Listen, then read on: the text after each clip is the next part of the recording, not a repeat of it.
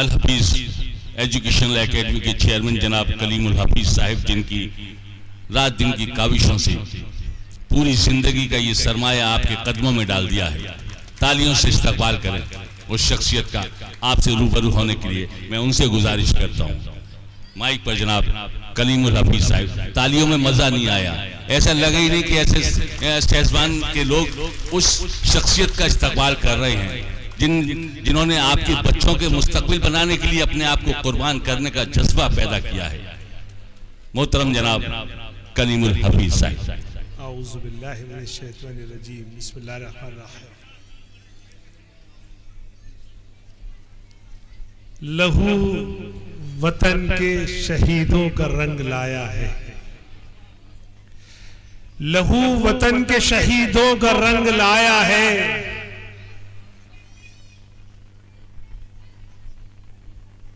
जमाने में, एक मिनट में देख लूं, मैं अगला मिसरा भूल रहा हूं, एक सेकंड, क्योंकि मैं शायर नहीं हूं। उधर से आवाज आ गई तो मैंने फौरन अपना गियर चेंज किया, लेकिन वो थोड़ा सा रह गया।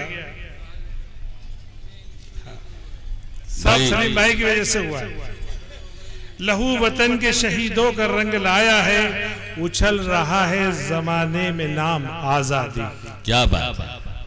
ये जो आजादी, आज जो 75 साल इस आजादी के मुकम्मल हुए, मैं दिल्ली से चला और शहसवान तक आते आते हर घर तिरंगा देखा मैंने, हर गली हर कूचा तिरंगे में था।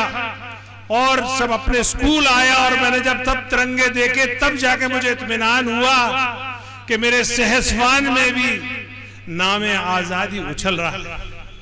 आप तमाम लोगों को, खास तौर से मेरे उन बच्चों को, छोटे छोटे बच्चों को समीम कल्ब से इस यौम जश्न आजादी की दिली मुबारकबाद, पूरे शहसवान को दिली मुबारकबाद, पूरे मुल्क को दिली मुबारकबाद। और आप यकीन मानिए, किसी भी मुल्क या किसी भी कौम के लिए आजादी से बड़ी कोई नेमत नहीं होती। ये जो नेमत हमारे बुजुर्गों ने अपनी जानों का नजराना पेश करके हासिल की, ये बहुत कीमती है, ये बहुत कीमती है। हमें उनकी उन कुर्बानियों को याद करना चाहिए, जानना चाहिए, आपस में जिक्र करना चाहिए, अपने आने वाली नस्लों को बताना चाहिए कि आखिर उन्होंने कैसी कैसी कुर्बानियां पेश की, तब जाके ये आपका अजीम मुल्क आजाद हुआ, जिसको आज आप भारत या हिंदुस्तान के नाम से जानते हैं। लेकिन मैं अपनी तकरीर या अपनी गुफ्तगू शुरू करने से पहले मैं अपने बुजुर्ग शायर जो मेरे बदायूं की अदबी रहनुमाई कर रहे हैं, वो हैं जो आज की जलसे की सदारत भी फरमा रहे हैं, आली मर्तबत जनाब सौफुद्दीन सोज साहब। मैं उनका शुक्रगुजार हूं कि आपने अपने मसरूफ और इतनी लंबा सफर करके आपने हमारी इल्तिजा को कबूल फरमाया और यहाँ की सदारत कबूल फरमाई। उसी के साथ मेरे दोस्त और खास तौर से हम चार बहुत करीबी दोस्त हैं। एक दोस्त जो हमारे बुजुर्ग भी थे, डॉक्टर फखरुद्दीन मोहम्मद, जिनकी तवस्सुस से, जिनकी बदौलत से ये इदारा कायम हुआ, वो अब अल्लाह को प्यारे हो गए। अल्लाह ताला उनके जन्नत में मर्तबे बुलंद करे। और लेकिन उसके बाद जो 3 दोस्त बचे, एक मौलाना यूसुफ इस्लाही साहब जो रामपुर के थे, वो भी दुनिया से रुखसत हो गए, लेकिन जो उनके साहबजादे हैं जो इस वक्त दिल्ली में जज हैं। और तीसरे दोस्त मेरे डॉक्टर रेहान खान सूरी हैं, जो कि आज अपनी मसरूफ शेड्यूल में से वक्त निकालकर वो जितने बड़े ओहदे पर फायज हैं। किसी यूनिवर्सिटी का वाइस चांसलर होना एक बहुत बड़ी बात है। ये मेरे लिए, मेरे शहसवान के लिए बाइस फख्र है कि मेरा साथी आज वो वाइस चांसलर है। इंशाअल्लाह ये नेक्स्ट जामिया का या एमयू का वाइस चांसलर बने। तो ऐसे लोग आज इस महफिल में जलवा अफरोज हैं। उसके अलावा जो इस शहसवान का नाम जो पूरी दुनिया में रोशन किया, जिनको मैंने हमेशा, जब पहला प्रोग्राम हुआ था तब भी उनको खराज तहसीन पेश की थी, और आज भी मैं उनका शुक्रिया भी अदा करता हूं। और मैं उनके लिए जो भी इज्जत में मेरे पास अल्फाज हो सकते हैं मैं सब अदा कर सकता हूं। वो है मेरे बड़े भाई ताहिर फराज साहब। ताहिर फराज साहब एक मामूली नाम नहीं है। फिल्मी दुनिया से लेकर अदबी दुनिया तक, अमेरिका से लेकर अफ्रीका तक, पाकिस्तान से लेकर ढाका तक, आप कहीं भी चले जाएं ताहिर फराज का नाम बहुत इज्जत और मर्तबे से लिया जाता है। ये तो हमारी खुशनसीबी है कि वो हमारे लिए इजीली अवेलेबल है। मेरे एक टेलीफोन पे मैंने कहा कि आपको मैं ऐसी नशिस्त रखना चाहता हूं, आपने हाँ कर दी, ये आपका एहसान है। इसके अलावा मैं और तारुफ करा दूं, जो इस जनरल मैनेजर सेंट्रल बैंक से रिटायर हुए हैं, इस वक्त भी आप एटा कोऑपरेटिव बैंक के डायरेक्टर हैं। आप की मेहनत और मोहब्बत आप देख रहे होंगे किस अंदाज से निजामत फरमा रहे हैं। आप हमारे बड़े भी हैं, हमारे बुजुर्ग भी हैं, और हम कशिश एटवी साहब से रहनुमाई हासिल करते हैं। तो इसी तरीके से मैं अगर फर्दन सबका शुक्रिया अदा करूं, मेरे छोटे भाई राजीव रियाज साहब जिन्होंने नात पढ़ी, वो मेरे साथ काम करते हैं। मैं जानता हूं निहायत शरीफुल नफ्स, एक बेहतरीन इंसान, अम्बेडकराइट, एक बहुत ही उसूल पसंद सोशल साइंटिस्ट, और उसके अलावा एक शानदार शायर है।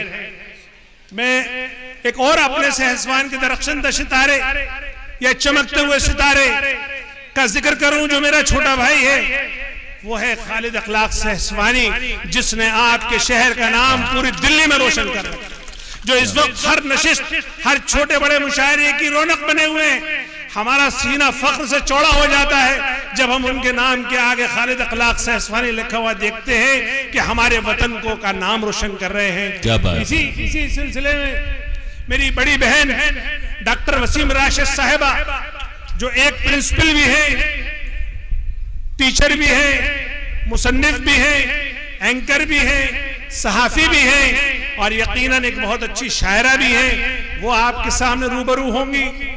और उसके बाद बहुत ही अजीज, मेरे बहुत दिल के करीब मेरे दोस्त, जो जामिया के हिंदी डिपार्टमेंट के एचओडी हैं, प्रोफेसर डॉक्टर रहमान मुसव्विर, जिनका ताल्लुक सहारनपुर से है। लेकिन मजेदार बात यह है कि वो जितने सुंदर कवि हैं उतने ही खूबसूरत शायर भी हैं।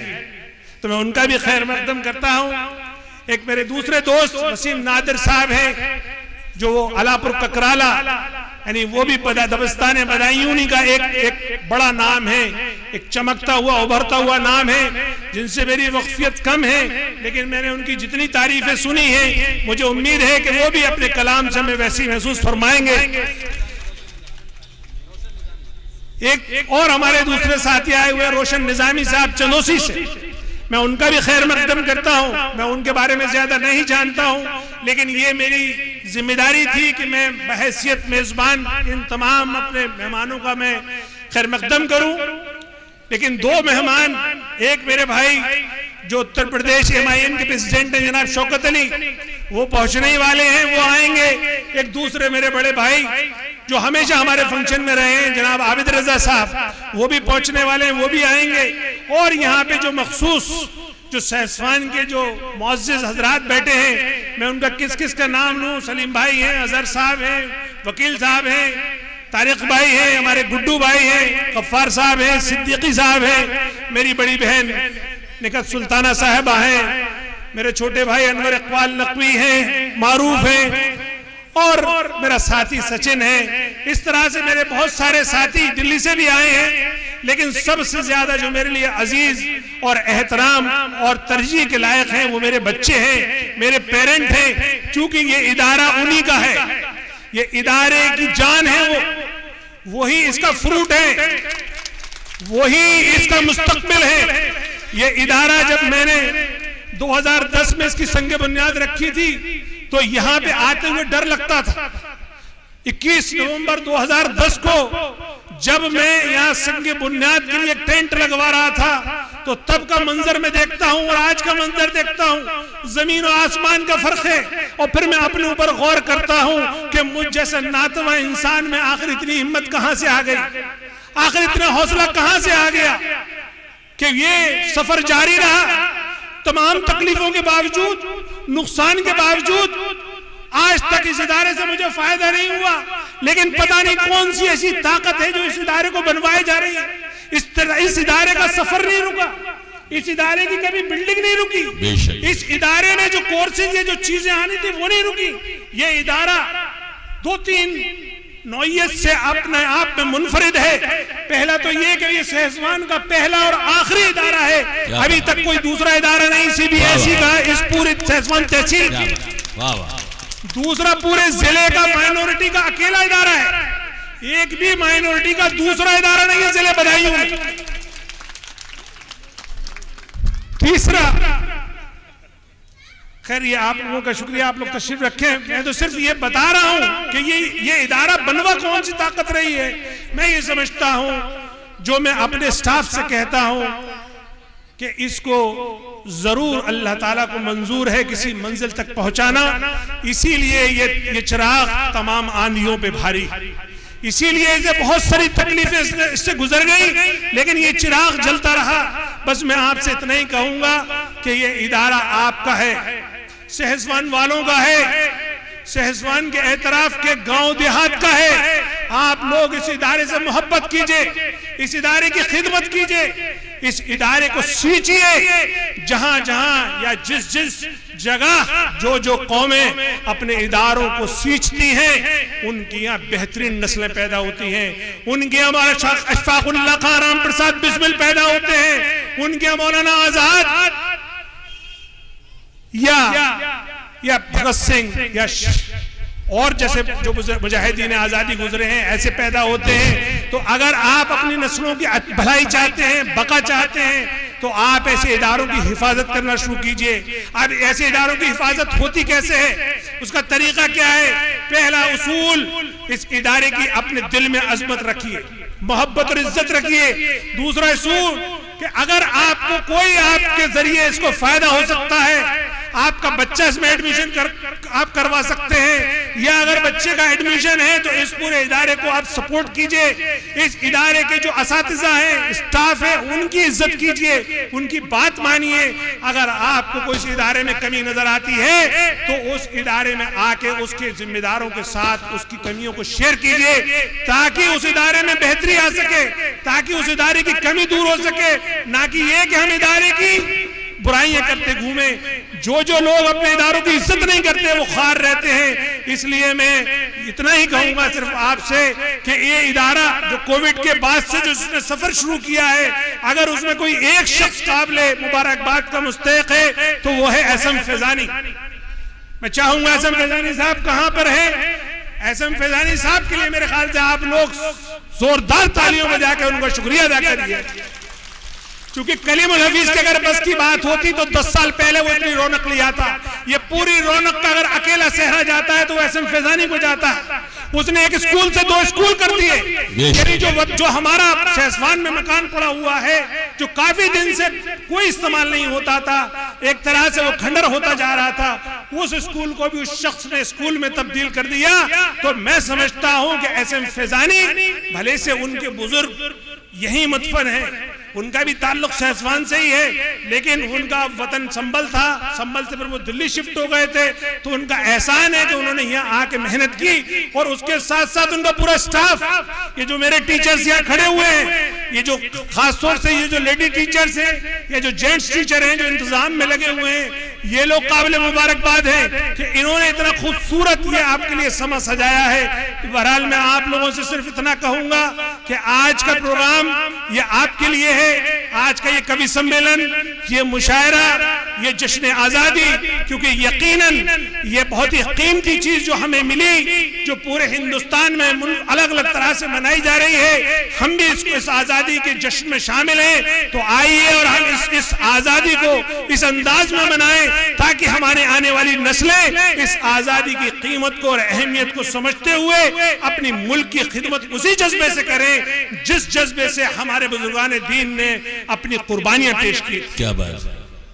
तो मेरे दोस्तों, बच्चों, इदारे ये भी सदियों में बना करते हैं, ये आसानी से नहीं बनते। इसके पीछे जो मेहनतें होती हैं, जो काविशें होती हैं, उसके बड़ी लंबी दास्तान है। मैं उस पर नहीं जाऊंगा। मैं आखिर में बस यही कहूंगा कि मेरी दुआ है कि जिस तरह से ये हमारा मुल्क फल फूल रहा है, जिस तरह से मुल्क अपनी तरक्की की तरफ गामजन है, उसी तरह से ये स्कूल भी हमारा गामजन हो।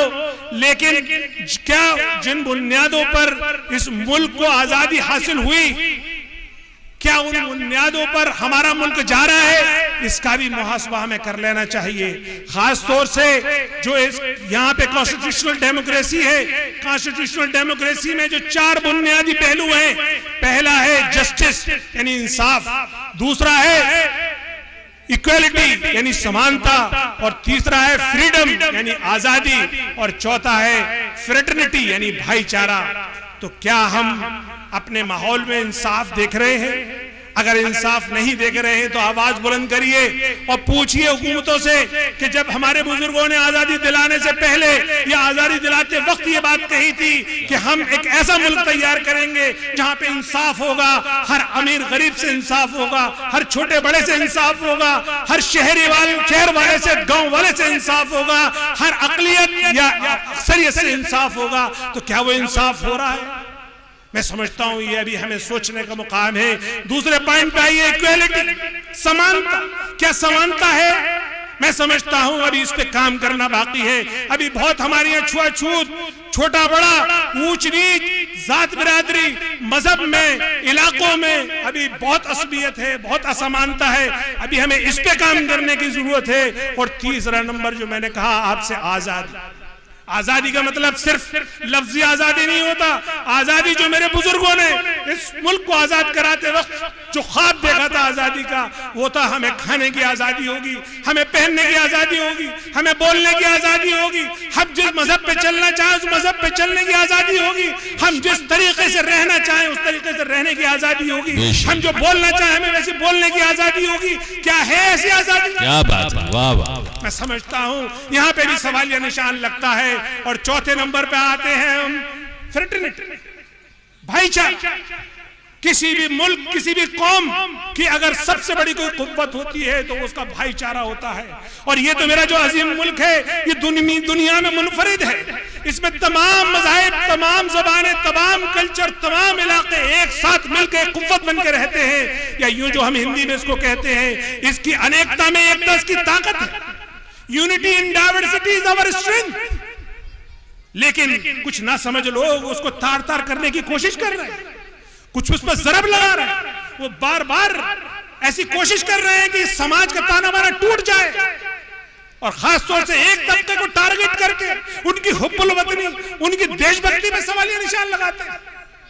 तो मेरे दोस्तों, बुजुर्गों, भाइयों, बच्चों, ये सोचने का मकाम है कि अगर देश में फ्रेटर्निटी नहीं रहेगी, भाईचारा नहीं रहेगा, तो ये देश कमजोर हो जाएगा। आइए हम याद करें अपने उन अपने बुजुर्गों की कुर्बानियां। मैं अगर एक मिसाल देके अपनी बात खत्म कर दूं कि जब अशफाकुल्लाह खां और राम प्रसाद बिस्मिल जब ट्रेन कांड में, ककोरी ट्रेन कांड में, जब वो अंग्रेजों ने उनको अरेस्ट कर लिया, अरेस्ट करके जब उनको मुकदमा चला के उनको फांसी का हुक्म दिया गया, तो अशफाकुल्लाह खान साहब के पास यह ऑफर था कि तुम सरकारी गवाह बन जाओ और पंडित राम प्रसाद बिस्मिल के खिलाफ तुम गवाही दे दो, ले और तुम छूट जाओगे और हम राम प्रसाद बिस्मिल को हम फांसी पर लटका देंगे। तो वही शहीद अशफाकुल्लाह खान थे जिन्होंने कहा नहीं, मुझे फांसी का फंदा मंजूर है लेकिन अपने भाई से गद्दारी मंजूर नहीं। वाह वाह वाह। तो ये मेरे बुजुर्गों की कुर्बानियां हैं। मैं एक और मिसाल आपके सामने पेश करूं कि जब बहादुर शाह जफर 1857 की क्रांति, 1857 की गदर की लड़ाई को लीड कर रहे थे, उस दौरान जब दो फौजी, एक हुकुमचंद जैन और एक हुकुमचंद जैन थे और एक थे मौलवी साहब। दोनों को ये हुक्म दिया कि अंग्रेजों के खिलाफ लड़ते लड़ते वो अंग्रेजों के गिरफ्तार हो गए, और गिरफ्तार होने के बाद फिर जब अंग्रेजों ने उनको सजा दी तो पता है आपको क्या सजा दी?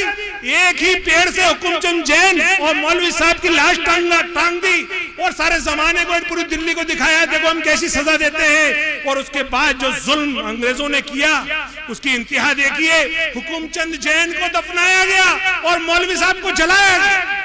तो ये है हमारे बुजुर्गों की कुर्बानी, ये है हमारे बुजुर्गों का हिंदू मुस्लिम भाईचारा। इसी सिलसिले में चूंकि टारगेट किया जाता है तो हम एक पूरी मुहिम चला रहे हैं। उस मुहिम में बाकायदा हम ये बता रहे हैं कि हमारे बुजुर्गों ने, हमारे असलाफ ने क्या क्या कुर्बानियां पेश की हैं, और ये 10 तारीख से लेकर 15 तारीख तक हमने पूरी मुहिम चलाई। अगर आप लोग मेरे फेसबुक से या ट्विटर से या कहीं से जुड़े हो तो आप वाकिफ होंगे, उसी के सिलसिले का ये आखिरी प्रोग्राम है। तो मैं इन्हीं अल्फाज के साथ कि मैं अपने तमाम साथियों को जिन्होंने इस मुझे मुहिम में साथ दिया, अच्छा मेरे दोस्त आ गए हैं, मैं उनका इस्तकबाल करता हूँ। जी आबिद भाई बहुत बहुत शुक्रिया, आपका इस्तकबाल है।